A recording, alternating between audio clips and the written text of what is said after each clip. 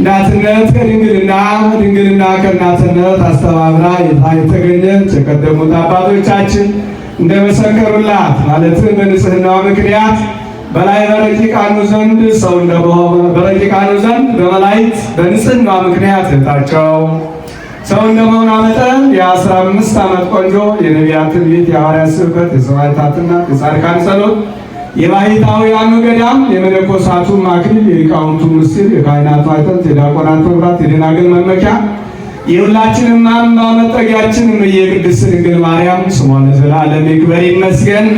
ዓለም ተፈልጎ የተገኘበት የሰው ልጅ ነፃ የወጣበት ሞት የተገደለበት እኛ የተቀደስንበት መድኃኔዓለም የነገሰበት ቅዱስ መስቀል ስሙ ይክበር ይመስገን። ትጉሃን መላእክት፣ ነቢያት፣ ሐዋርያት፣ ጻድቃን፣ ሰማዕታት እግዚአብሔር እንዳከበራቸው መጠን ስማቸው ለዘላለም ይክበር ይመስገን።